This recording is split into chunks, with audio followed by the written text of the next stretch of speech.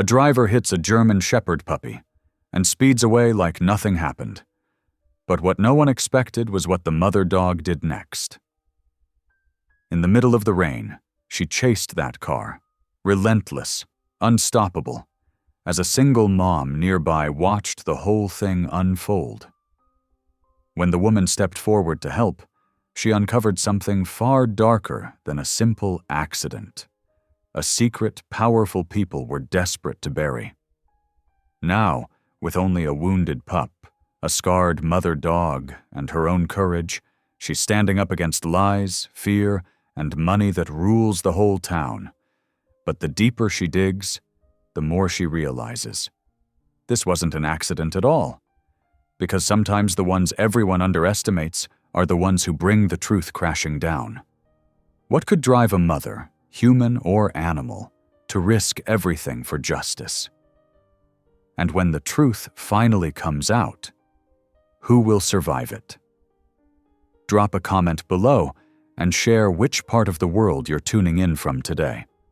If you enjoy stories like this, don't forget to subscribe for more lightning split the dark sky as Maren Holt pulled her worn jacket tighter around her shoulders. The late shift at Cedar Run Kennels always left her exhausted, but tonight the storm made everything feel heavier, more ominous. Rain pelted the parking lot in angry sheets while thunder rolled overhead like distant drums. "Just got to make it home," she whispered to herself, fumbling with her key fob.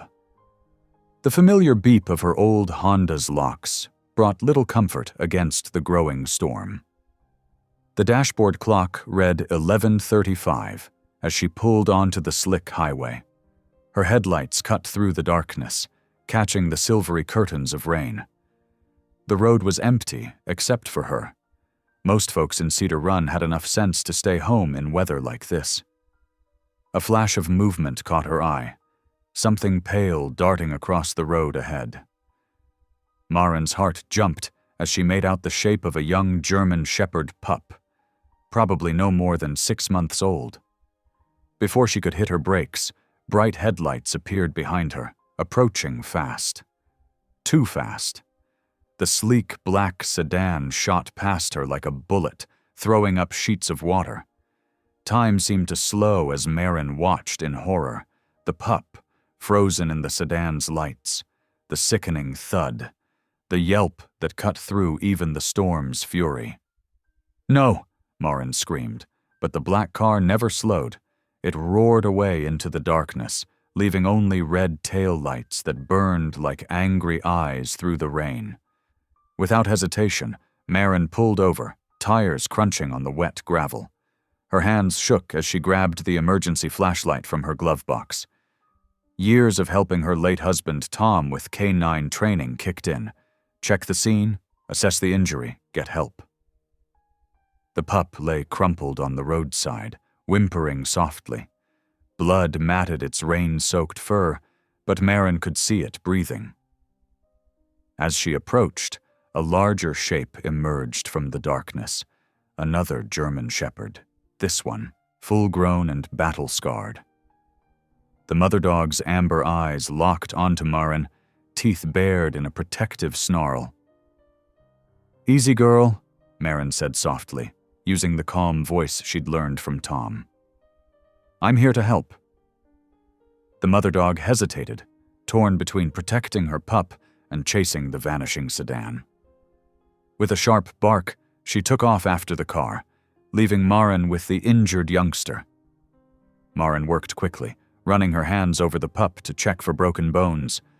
The main injury seemed to be a deep gash along its side, bleeding steadily. She stripped off her jacket, using it to apply pressure while fumbling for her phone with her free hand. "Cedar Run Emergency Vet, this is Dr. Martinez," a familiar voice answered. "Sarah, it's Maren Holt. I've got a hit-and-run victim out on Highway 27, young shepherd pup, heavy bleeding but stable. Can you meet me?" "I'm here. Bring them in." A series of barks echoed through the rain, the mother dog returning from her futile chase. This time, instead of aggression, Maren saw something like recognition in those intelligent eyes. The scarred shepherd approached cautiously, sniffing her pup before turning to Maren with an almost human look of desperation. "It's okay," Maren soothed. "We're going to help him." As she spoke, lightning illuminated the road again, and something caught her eye. The sedan's license plate, seared into her memory by that final flash. LAR 1177. Her blood ran cold. Everyone in Cedar Run knew that plate format. It belonged to the Larimore family, owners of the biggest car dealership chain in 3 states. Wealthy, connected, untouchable. The mother dog whined, nudging her pup gently. Maren felt tears mixing with the rain on her face as she remembered Tom's words from years ago. Sometimes doing right means standing up to the big dogs, even when they've got sharper teeth. "I promise," she whispered, gathering the injured pup carefully in her arms. "I promise I'll make this right." The mother dog fell into step beside her as they made their way to the car. 3 souls united by a moment of cruelty and the determination to answer it with justice. As Maren settled the pup in her back seat, the mother dog jumped in without hesitation, positioning herself protectively near her offspring. The trust in that gesture nearly broke Maren's heart. These weren't just strays. The mother's ear bore a faded tattoo suggesting professional training, perhaps security or police work. How they'd ended up on this dark highway didn't matter now.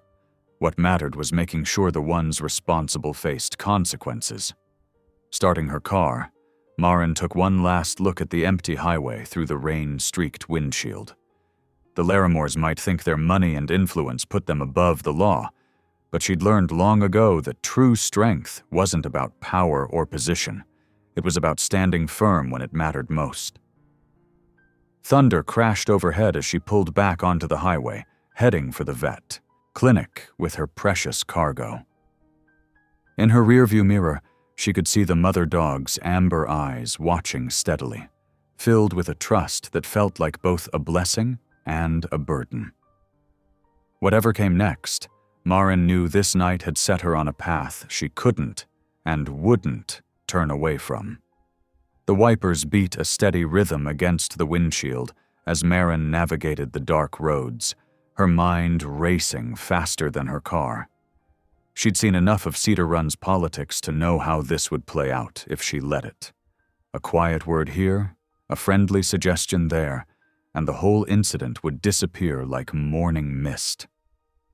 But the weight of the injured pup in her back seat, and the steady presence of its mother, reminded her that some things were worth fighting for, no matter the cost. The fluorescent lights of Cedar Run Animal Clinic cast harsh shadows as Maren paced the waiting room. Her clothes were still damp from the rain, and her hands wouldn't stop trembling. Through the observation window, she watched Dr. Sarah Martinez work on the injured pup, now dubbed Scout. The mother shepherd, whom they'd started calling Rhea after she'd shown understanding of German commands, pressed against the glass, her amber eyes never leaving her baby. "He's stable," Sarah announced, emerging from the treatment room. The impact fractured 2 ribs and caused some internal bruising, but the main concern is the deep laceration along his side. He's lucky you found him when you did. Maren nodded, her throat tight. "Can I see him?" Sarah held the door open, and both Maren and Rhea slipped inside. Scout lay on the examination table, his small body wrapped in bandages. An IV drip fed into his front leg. Despite the pain medication, his tail thumped weakly when he saw them. "Hey, sweet boy," Maren whispered, gently stroking his head. Rhea whined softly, pressing her nose against her pup's fur. The sight of their bond made Maren's heart ache. "You should go home, get some rest," Sarah suggested. "I'll monitor him through the night." But Maren shook her head. "I'm staying." She couldn't explain it, but leaving felt impossible. Maybe it was the memory of that black sedan speeding away, or maybe it was the way Rhea looked at her with such trust. Either way, she was committed now. The night passed slowly. Maren dozed in an uncomfortable plastic chair while Rhea kept vigil by Scout's side. As dawn broke, painting the clinic walls in pale gold, the bell above the front door chimed. 2 men entered, one young and handsome in an expensive leather jacket, the other older and sharp-eyed in a tailored suit. Maren recognized Gage Larimore from his photos in the local paper, usually showing him winning some racing trophy or attending a charity gala. "Ms. Holt?" The older man extended his hand. "I'm Richard Bennett, representing the Larimore family. We understand there was an unfortunate incident last night." Maren didn't take his hand. "You mean when someone in a Larimore car hit this puppy and left him to die?" Gage stepped forward, his smile practiced and charming. "Look, there's clearly been a misunderstanding. I was nowhere near Cedar Run last night. Besides, lots of black sedans on the road, right?" "With your license plate?" Maren's voice was steady despite her racing heart. Bennett smoothly intercepted. "My client categorically denies any involvement. However, the Larimores are pillars of this community. They're willing to cover all medical expenses, plus," he pulled out a checkbook, "let's say $10,000 as a gesture of goodwill." The amount made Maren's head spin. It was more than 3 months' salary at the kennel. But then Scout whimpered in his sleep, and Rhea pressed closer to her pup, and the decision wasn't hard at all. "No," she said firmly. "This isn't about money. It's about right and wrong." Gage's charm slipped, revealing something harder underneath. "You might want to think carefully about this. Cedar Run's a small town. People talk." "Is that a threat?" "Just friendly advice." He shrugged, but his eyes were cold. "Come on, Richard. We're done here." The warning started that very afternoon. First, it was Mrs. Peterson at the grocery store, clucking sympathetically about how some battles aren't worth fighting. Then Bill at the gas station mentioned how his cousin had trouble after crossing the Larimores years ago. Even her boss at the kennel took her aside, suggesting maybe she'd been mistaken about what she saw. That evening, a quiet knock on her office door revealed Deputy Calder Boone. He looked uncomfortable in his crisp uniform, glancing over his shoulder before stepping inside. "I heard about what happened," he said softly. "The hit and run, the offer?" Maren stiffened. "Come to add your warning to the pile?" "No." He met her eyes directly. "I believe you. But you should know, the Larimores practically own the sheriff's office. Campaign contributions, fancy fundraisers, strings pulled for tickets and arrests. Nothing official will come of this. So I should just let it go?" The anger in her voice surprised even her. "Pretend I didn't see what I saw?" Calder shook his head. "I'm telling you so you know what you're up against. Whatever you decide to do, go in with your eyes open." After he left, Maren drove back to the clinic. Scout was doing better, already trying to stand despite Sarah's protests. Rhea greeted her with a gentle headbutt, and Maren sank to the floor beside them, letting the shepherd's warm presence steady her. The next morning, she walked into the Cedar Run Herald and placed a classified ad. It was simple, just the date, time, and location of the hit and run, along with the license plate number and a request for any witnesses to come forward. She paid extra to run it for a week. When the paper came out, her phone started ringing. Anonymous callers suggesting she reconsider. Friends expressing concern about her vendetta. But Maren thought about Scout's broken body in the rain, about Rhea's desperate chase after the car, about all the times people had looked the other way because it was easier. "I won't be bought," she told Sarah that evening, watching Scout take his first wobbly steps since the accident.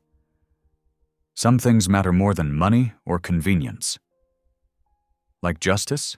Sarah asked quietly. "Like showing that no one's above basic human decency," Marin scratched behind Ria's ears, drawing strength from the shepherd's unwavering loyalty. Even if nothing comes of it, even if they win, at least they'll know not everyone in this town can be silenced.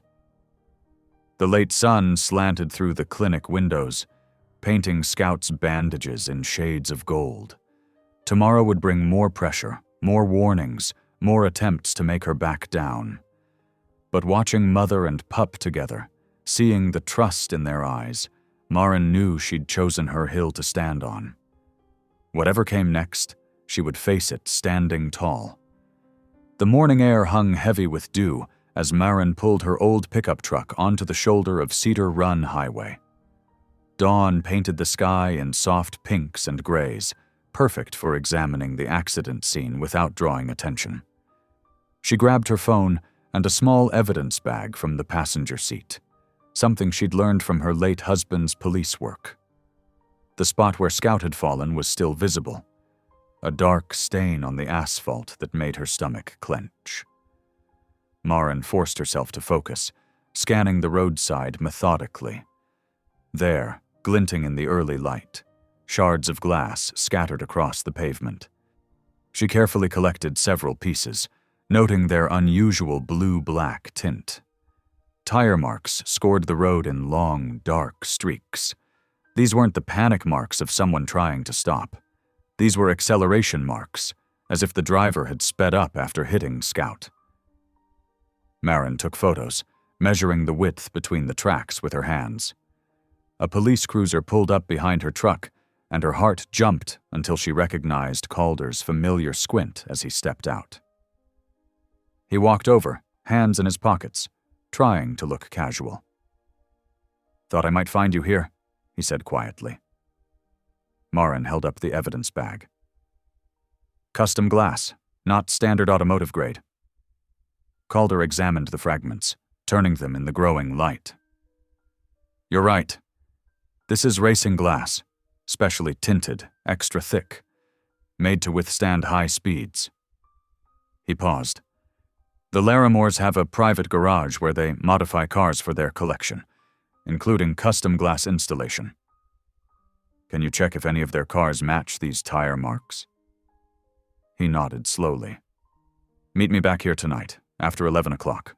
Bring your camera." The day crawled by. Marin kept busy at the kennel, but her mind raced with possibilities. At 10:45, she parked her truck a quarter-mile from the accident site and walked the rest of the way, staying in the shadows of the trees. Calder was already there, his cruiser hidden behind a stand of pines. He held up his phone, showing her photos of tire treads from the Larimore garage. "Perfect match to the acceleration marks," he said. "And look at this." He pulled up another image, a sleek black sedan with custom blue-tinted windows. "One of their racing specials. The glass fragments match exactly." Marin's hands shook as she compared the photos to her own evidence. "This proves it was them. It proves the car came from their garage. But we need more to—" Calder stopped mid-sentence, his head snapping up. "You hear that?" A low rumble grew in the distance. Headlights appeared around the bend, not one set, but two. The engine's roar built to a scream as the cars hurtled toward them, side by side, taking up both lanes. "Move!" Calder shoved Marin toward the ditch as the cars swerved intentionally in their direction. They tumbled down the embankment as the vehicles thundered past, close enough that Marin felt the wind of their passage. She landed hard, Calder's arm cushioning her head. Above them, the car's brake lights flared briefly before they accelerated away into the night, their engines echoing off the hills. "Are you okay?" Calder helped her sit up, checking for injuries. "I'm fine." Marin's voice shook. "Those cars, they meant to run us off the road." Calder grabbed his radio. "Dispatch, this is Unit 4. 2 vehicles racing on Cedar Run Highway, requesting immediate backup." Static crackled. He repeated the call, but there was no response. "They're blocking the channel," he said grimly. "Someone knew we'd be here." Marin brushed dirt from her jeans, mind racing. This wasn't random. The Night Scout was hit. They were racing then too, weren't they? That's why they couldn't stop. Makes sense? Calder helped her climb back to the road. There have been rumors about illegal racing circuits in the county. Nothing we could prove. Until now. Marin pulled out her phone, checking the videos she'd managed to capture. The quality was poor in the dark, but the cars' profiles were distinct. The Larimores aren't just covering up a hit and run, they're protecting their racing operation. This goes deeper than I thought. Calder ran a hand through his hair. Money laundering, probably. Illegal gambling. The kind of operation that brings in serious cash and serious muscle to protect it. They stood in silence, watching the last trace of tail lights fade into the distance. The night seemed darker now, heavy with the weight of what they'd discovered. This wasn't just about justice for an injured pup anymore.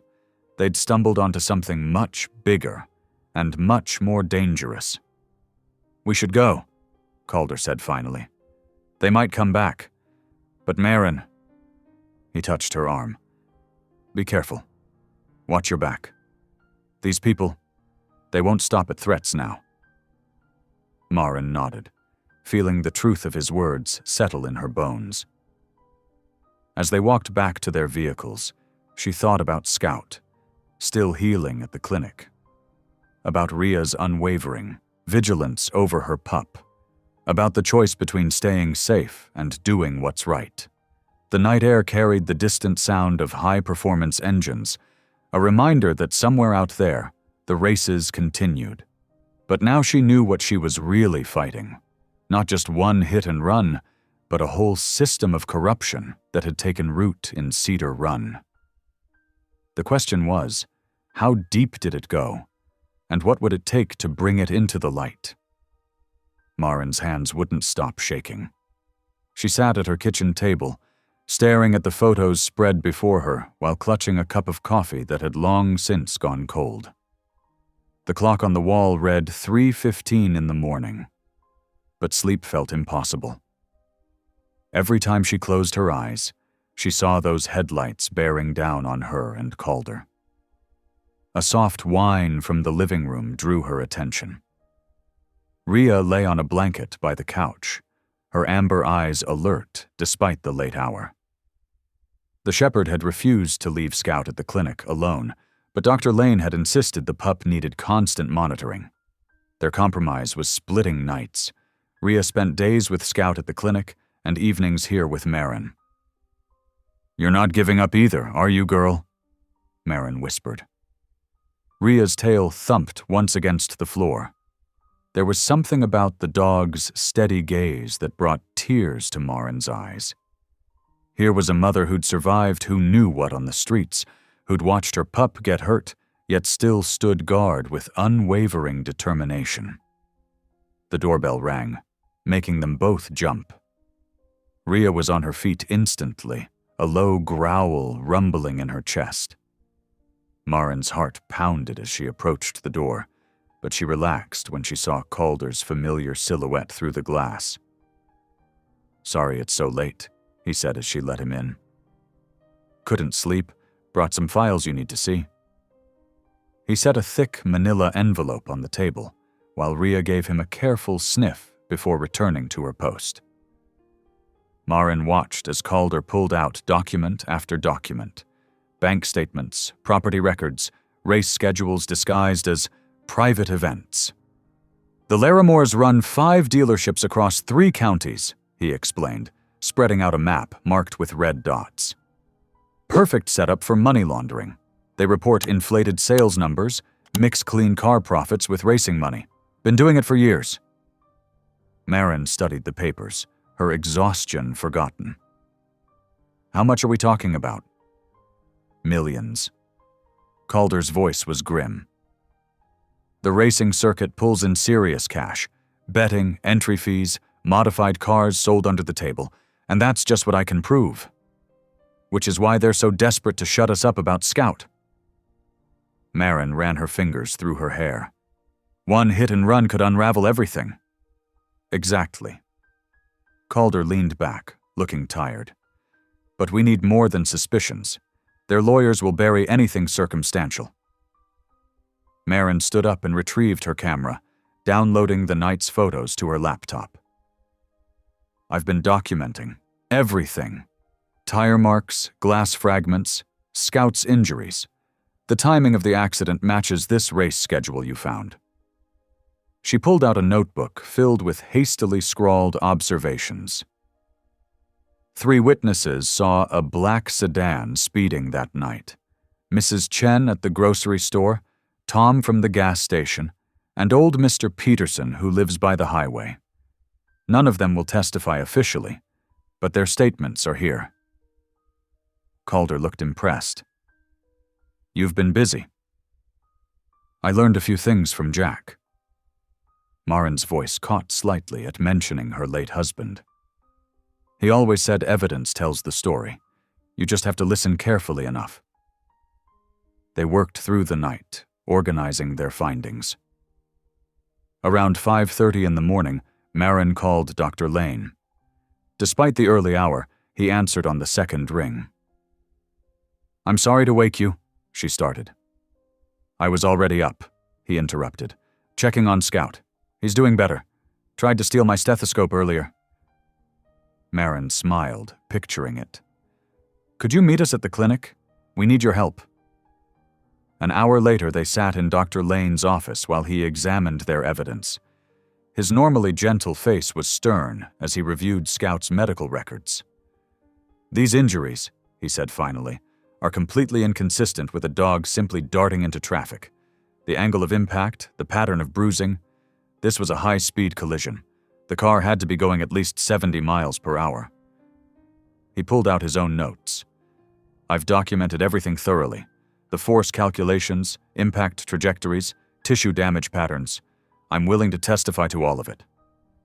Are you sure? Marin asked quietly. The Larimores have a lot of influence in this town. Dr. Lane's eyes hardened. I've spent 20 years watching people like them throw money at problems until they go away. Not this time, not with this. He walked over to a filing cabinet and pulled out more folders. I've kept records of other suspicious injuries over the years. Animals found hurt along that same stretch of highway, always on certain nights. Never had enough proof before, but now. Marin felt a surge of hope. With Dr. Lane's expertise backing them up, they had real evidence, not just theories. Still, she knew the risk he was taking. The Larimores could easily destroy his practice. We need to be careful, Calder warned, echoing her thoughts. Build our case slowly, make it airtight. One mistake and their lawyers will tear it apart. They spent the next 2 hours planning their next steps. Dr. Lane would compile his medical evidence, while Calder quietly investigated the financial angles. Marin would continue gathering witness statements and documenting the racing patterns. As sunrise painted the clinic windows gold, Marin went to check on Scout. The pup's tail wagged weakly when he saw her, and Rhea, who had followed her in, gently nosed his bandages. We're not giving up, Marin promised them both, no matter what it takes. Looking at them, the injured pup, the protective mother, the dedicated vet, the honest deputy, Marin felt her fear from earlier transform into something stronger. This small alliance might not look like much against the Larimores' money and power, but they had truth on their side. Sometimes that was enough to move mountains. She pulled out her phone and took another picture. Scout's healing progress, date and time stamped. One more piece of evidence, one more step toward justice. The Larimores might have built their empire on secrets and intimidation, but Marin and her unlikely team would bring it down with facts and courage, one documented truth at a time. The pre-dawn air felt crisp against Marin's face as she adjusted the small camera on her vest. Her hands moved with careful precision, making sure the lens was secure, but unobstructed. Beside her, Rhea stood alert, Her scarred ears pricked forward as she surveyed the empty highway. "Ready, girl?" Marin whispered, double-checking her flashlight and phone. The German Shepherd's amber eyes seemed to glow in the dim light, reflecting an intelligence that made Marin's heart ache. She looked so much like Jack's old partner. They made their way along the shoulder, retracing the path where Scout had been hit. Marin's flashlight beam swept across the asphalt, catching fragments of glass that sparkled like fallen stars. Something about the scatter pattern nagged at her memory. Without thinking, she muttered, "Suchen," the German command for search that Jack had used countless times during training. To her amazement, Ria's posture changed instantly. The shepherd's nose dropped to the ground as she began working in a precise grid pattern, just like a trained K9. "You know German commands," Marin breathed, watching the dog work. "You really were a professional, weren't you?" Ria moved with purpose, leading Marin about 50 yards down the road.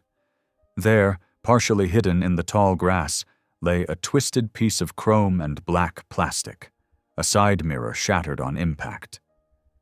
Marin's hands trembled slightly as she photographed it from multiple angles, making sure to capture the distinctive metallic blue paint transfer clearly visible along one edge. She knew that shade of blue.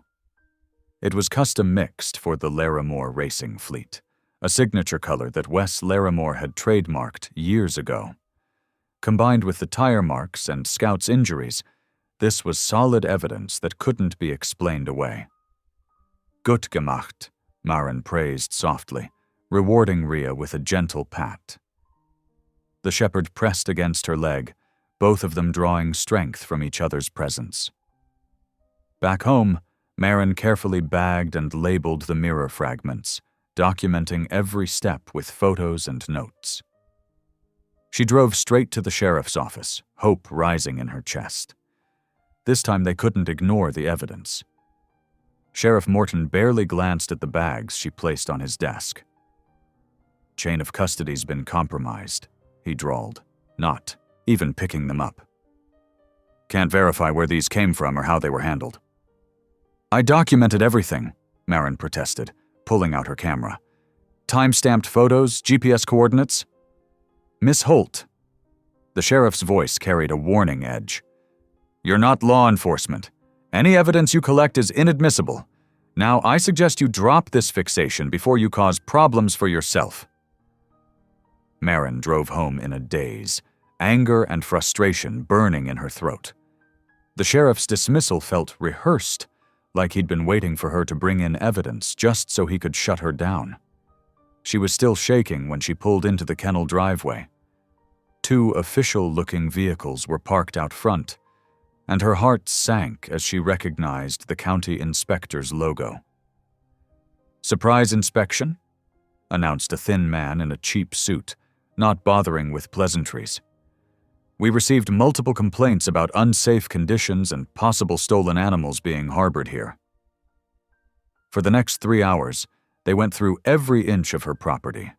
They measured fence heights, checked water quality, scrutinized her licensing paperwork. They paid particular attention to Ria, demanding proof of ownership. "This dog has a registered security service tattoo," the inspector noted, examining Ria's ear. "Currently listed as missing property. Care to explain?" "She's a stray who came to us injured," Marin said carefully. "We've been trying to locate her original owners." "Mm-hmm." He made another note. "Failure to report found service animals is a serious violation. Could be grounds for immediate shutdown." Marin felt the walls closing in. This was no random inspection. This was retaliation. The Larimores were sending a clear message: back off or lose everything. "Your facility barely meets minimum standards," the inspector concluded, handing her a thick stack of citations. "You have 48 hours to address these violations or we'll be forced to close you down and relocate your animals." After they left, Marin sat on the kennel floor, surrounded by the dogs she'd sworn to protect. Ria rested her head on Marin's knee, those intelligent eyes full of understanding. The shepherd had survived being discarded by her original owners, lived wild, protected her pup. She knew about fighting impossible odds. "They're trying to isolate us," Maren told her, scratching behind her ears. "Make us too scared to keep pushing." She looked around at her life's work, at the happy faces of rescued dogs who trusted her. "But we're not backing down, are we, girl?" Ria's tail thumped against the floor, once, twice, 3 times. A steady rhythm like a heartbeat, like determination, like hope that refused to die. Maren pulled out her phone and started making calls. She'd need help to address all the citations in 48 hours, but she knew there were still good people in Cedar Run. People who remembered what the town was like before the Larimores bought their way into power. People who were tired of looking the other way. One by one, they answered. Dr. Lane promised to update all the medical records and provide proper documentation for Ria's temporary custody. Calder said he'd bring some off-duty deputies to help reinforce the fencing. Even Mrs. Chen from the grocery store offered to donate new water bowls and cleaning supplies. They might try to isolate her, but Maren wasn't alone. Like Ria protecting Scout, sometimes the fiercest strength came from fighting for something bigger than yourself.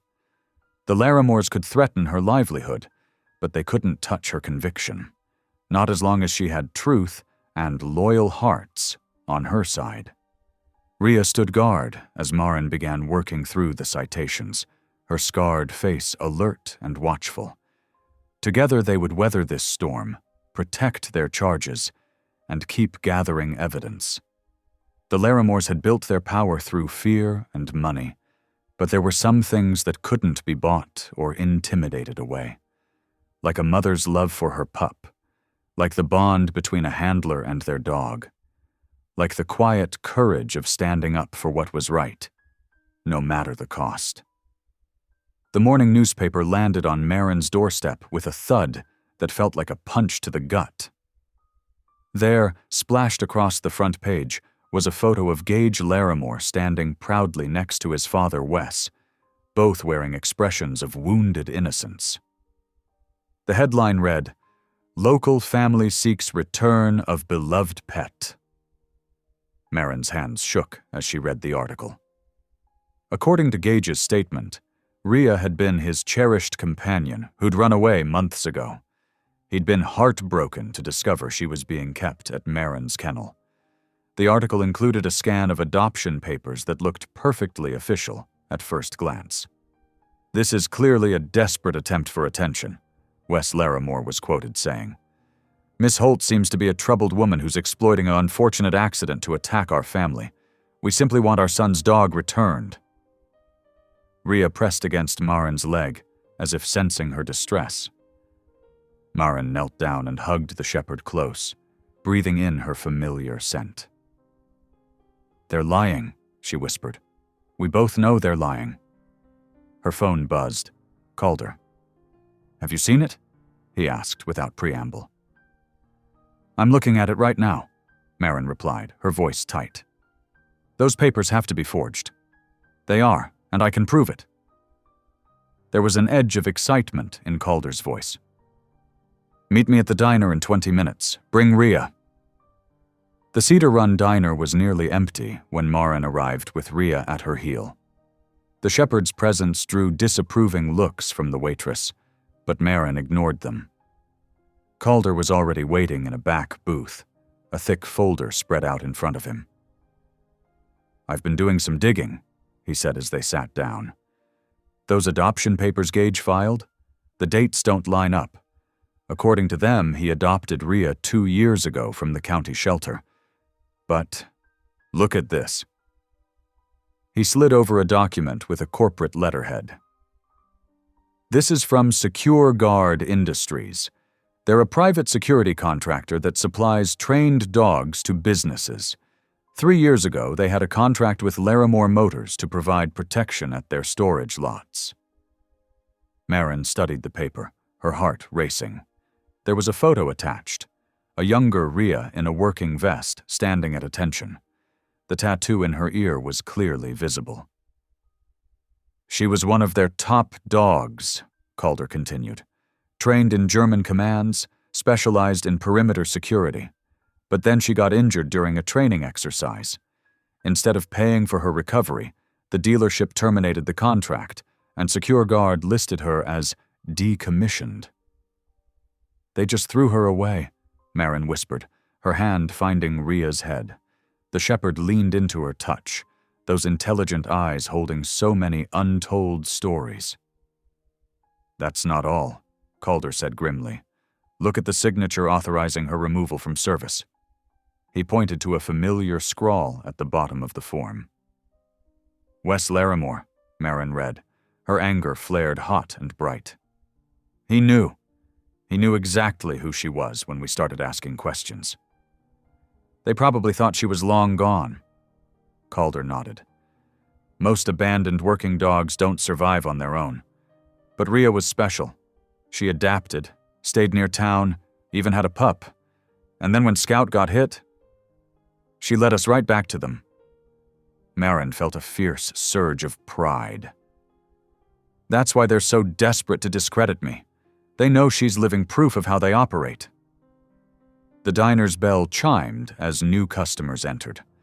Marin glanced up to see two of the sheriff's deputies taking seats at the counter, their eyes occasionally drifting toward their booth. We have to be careful, Calder warned, lowering his voice. These documents were obtained through back channels. If they find out I accessed them. I understand. Marin began gathering the papers. But this changes everything, doesn't it? They can't claim she's their pet when there's proof they abandoned her. It's not just about Ria anymore, Calder said. This shows a pattern. If they discard a valuable working dog to save money, what else have they covered up? The racing, the accidents, the bribes, it's all connected. Ria's ears suddenly pricked forward, her body tensing. Through the diner's window, Marin saw a familiar black sedan cruising slowly past. Gage Larimore was behind the wheel, his face hard as he stared at them. He's scared, Marin realized. For the first time, they're actually scared. They should be, Calder replied, because now we have something they can't buy off or intimidate away. The truth. Later that afternoon, Marin sat in her office reviewing the Secure Guard documents. Each page revealed more of Ria's history, her training records, performance evaluations, medical reports. The shepherd dozed nearby, but her ears still tracked every small sound from outside. Marin thought about everything Ria had endured, the rigorous training, the injury, the betrayal, the months of survival alone. Yet instead of becoming bitter or aggressive, she'd maintained her nobility. She'd found the strength to not just survive, but to love and protect. You're more than just evidence, Marin told her softly. You're proof that their way isn't the only way, that loyalty and courage matter more than money. Ria lifted her head, those amber eyes full of understanding. She'd recognized the German commands instantly that night at the accident site, muscle memory from her training days. But she'd chosen to stay with Marin, to trust again despite her past hurts. The bond between them had grown stronger with each revelation.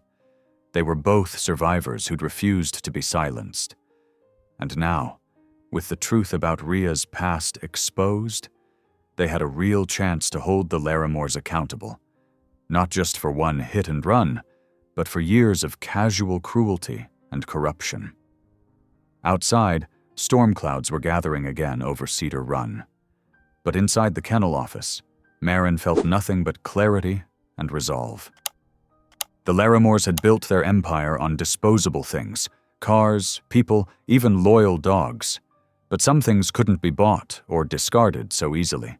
Some bonds, once formed, became unbreakable. Ria pressed her nose into Marin's hand, warm, alive, present. Together they would see this through. Two warriors who'd found each other against all odds.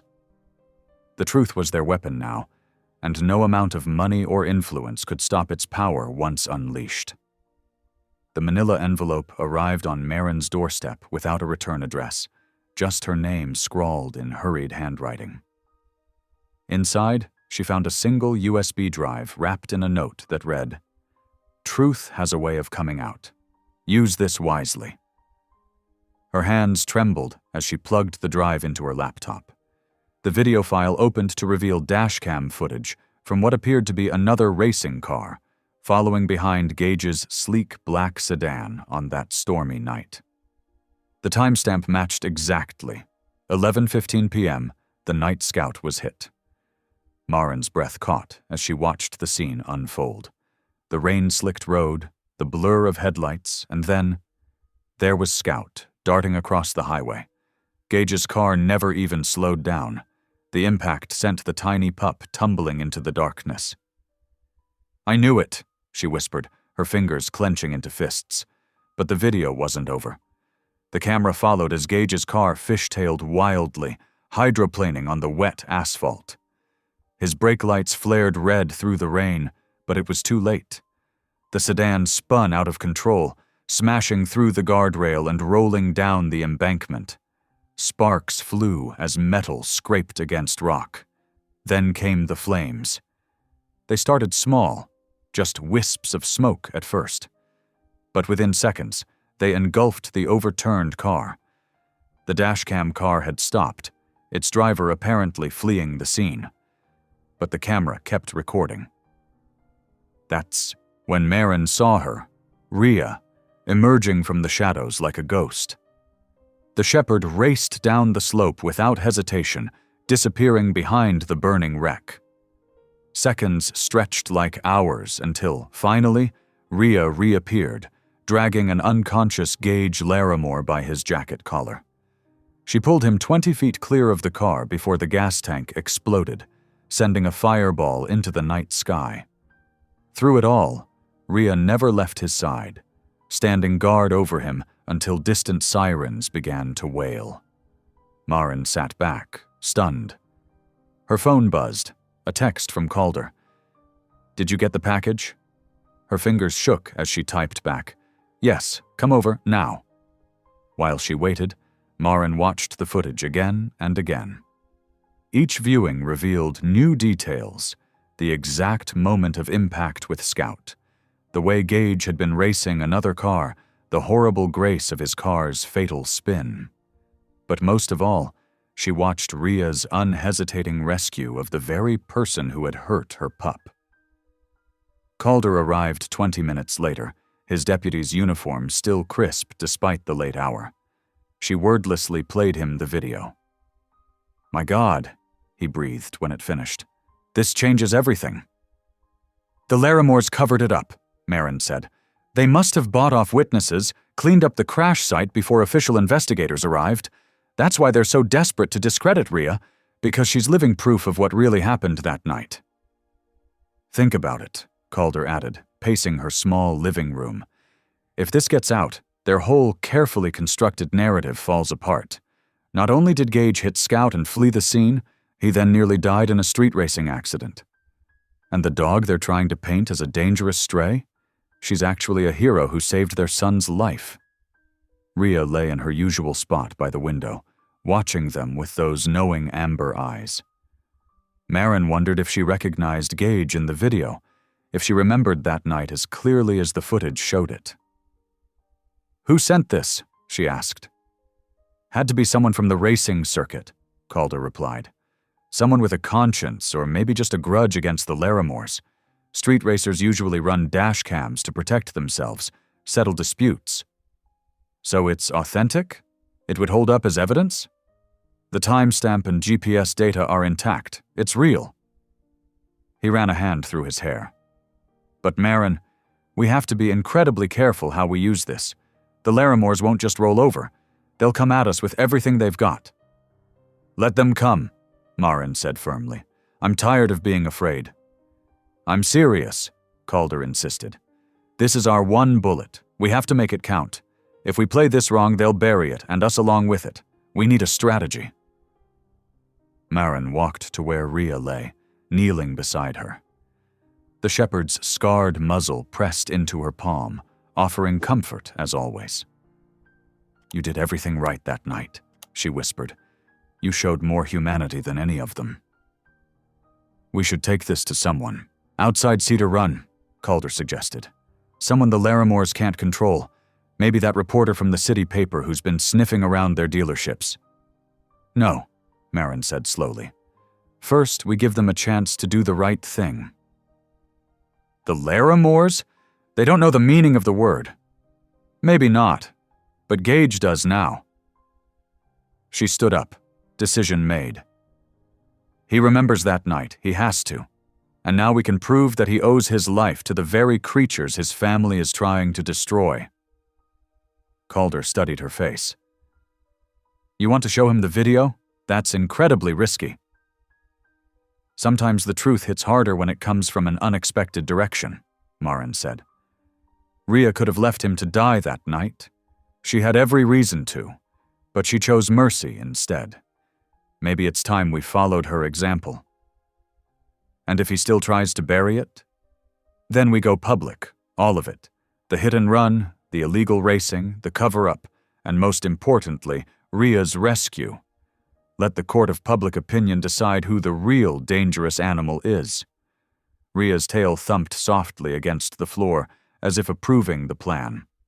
Outside, a gentle rain began to fall, so different from the storm that had started everything. But this time, Marin felt no fear. The truth was finally in her hands, and like Rhea, she knew exactly what to do with it. "Tomorrow then," Calder said. "I'll arrange a meeting with Gage, somewhere public but private. No lawyers, no press. Just him, the video, and the choice of what kind of man he wants to be." Marin nodded, her hand finding Rhea's fur again. The shepherd had shown more nobility in one split-second decision than the Larimores had in generations of wealth and power. Now it was time to see if that lesson could pierce even their carefully constructed walls of privilege and denial. The video played one final time on her laptop. The crash, the flames, the rescue. A moment of pure truth captured in the rain and darkness. Their one bullet, aimed straight at the heart of everything the Larimores had tried to hide. Tomorrow would decide if it found its mark.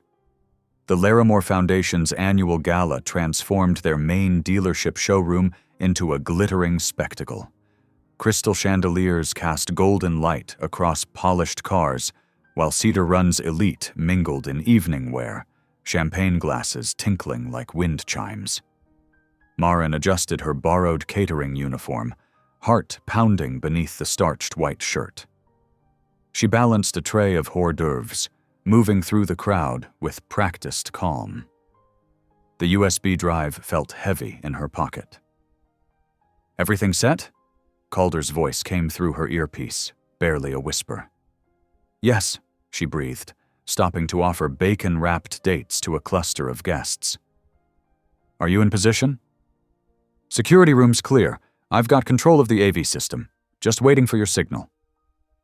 On the makeshift stage, Wes Larimore tapped his microphone. "Ladies and gentlemen, please welcome my son, Gage Larimore." Applause rippled through the room as Gage took the podium, looking every inch the polished air in his tailored suit. "Thank you all for coming tonight. I'm here to talk about responsibility and compassion." Marin slipped behind a display car, setting down her tray. She gave Calder the signal. "Now," she whispered. The massive screens flanking the stage flickered. Gage's rehearsed speech faltered as darkness filled the displays. Then came the rain-streaked footage, a black car speeding through the night, the sickening thud of impact, Scout's small body flying through the air. Gasps replaced polite murmurs. The video continued relentlessly. Gage's car spinning out of control, flames erupting. And then, Rhea charging through the inferno, dragging his unconscious form to safety seconds before the explosion. Champagne glasses crashed to the floor. Someone screamed. Gage stood frozen at the podium, face ash-white as he watched himself being rescued by the very dog his family had tried to discredit. "That's enough," Wes Larimore bellowed, but his voice shook. "Security, shut it down." "They can't," Marin said clearly, stepping into the light. "The truth doesn't work that way." The footage looped again, each replay burning away another layer of carefully constructed lies. Phones emerged from pockets, recording everything. Local news cameras swung from Gage to the screens and back. "The dog you claimed was dangerous," Marin addressed Gage directly. "She saved your life that night. While you were trying to destroy her and her pup, she showed more humanity than all of you combined." The silence that followed was deafening. In it, Marin saw the moment their carefully constructed world began to crumble, not with violence or vengeance, but with simple, undeniable truth projected 20 feet high.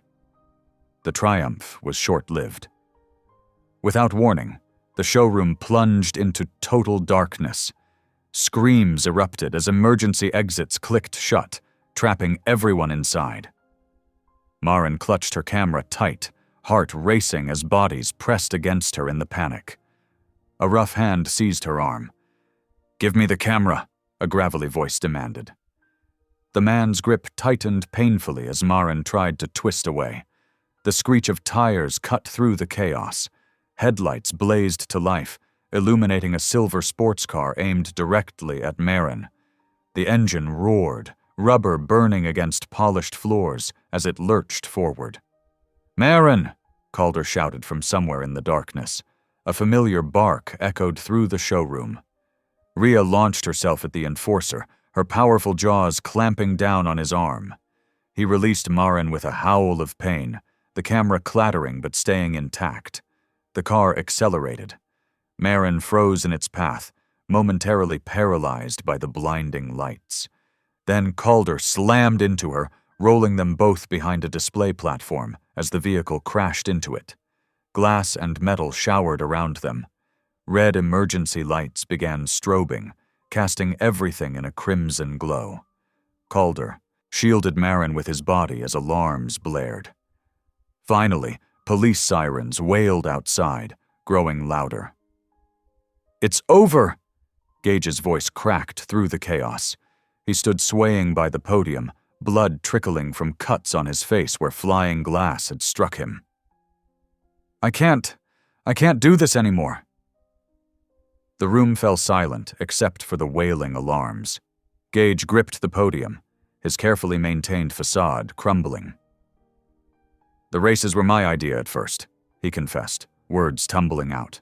"But Dad, he saw the potential, used the dealerships to launder the betting money. Everyone was paid to look the other way." His voice broke. "When I hit that dog, he told me to run. Said he'd handle it like always. The cover-ups, the threats, the bribes, it's been going on for years."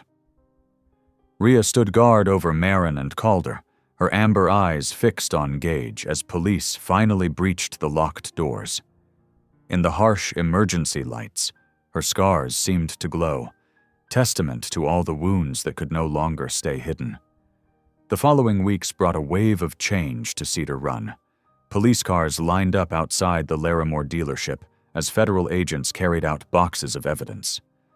The quiet town buzzed with whispers as prominent figures were led away in handcuffs, their carefully maintained facades crumbling under the weight of justice. Wes Larimore's indictment made headlines across 3 states.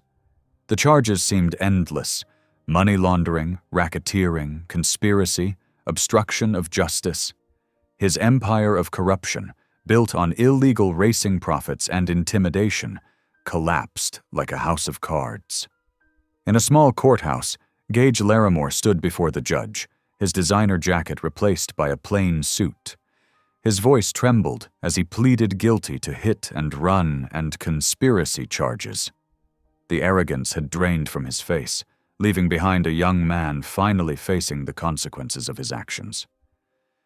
"I accept full responsibility," he said, glancing at Marin, who sat quietly in the gallery. I'm sorry for the harm I caused. To the dogs, to Miss Holt, to everyone." When Larimore lawyers approached with settlement offers, Marin didn't hesitate. "I don't want their money," she told Calder firmly. Instead, she filed paperwork for legal custody of Rhea and Scout. The hearing was brief, given the evidence of the Larimores' abandonment and subsequent attempts to falsely claim ownership. The judge readily granted her petition. As summer faded into autumn, Marin's kennel flourished once again. The inspection violations were expunged, and former clients returned, bringing new ones with them. The story of her stand against corruption had spread, drawing people who valued integrity over influence. One quiet morning in October, Marin sat on the kennel's front porch, watching the sunrise paint the sky in shades of pink and gold. Rhea lounged at her feet, relaxed and content. Scout, fully recovered from his injuries, played with a rope toy nearby. His limp had healed completely, leaving only a small scar hidden beneath his fur. The crunch of tires on gravel announced Calder's arrival. He climbed out of his patrol car holding 2 cups of coffee, a warm smile on his face. Marin noticed he was wearing his deputy's uniform, with renewed pride these days, now that the sheriff's department had been cleaned up. "Thought you might need this," he said, handing her a cup. The aroma of fresh coffee mingled with the crisp autumn air. "You thought right," Marin replied, patting the empty chair beside her. Rhea's tail thumped against the porch boards in greeting. They sat in comfortable silence, watching Scout chase leaves across the yard. The morning sun streamed through the trees, filling the world with golden light. For the first time in months, Marin felt completely at peace. The fear that had haunted her since that stormy night was gone, replaced by a sense of security she hadn't known she was missing. "You know," Calder said softly, "what you did changed things around here. People remember what it means to stand up for what's right." Marin smiled, watching Rhea nuzzle Scout as he bounded back to the porch. Her found family, a brave shepherd, a resilient pup, and a steadfast deputy, gathered close in the morning light. This was justice, she realized.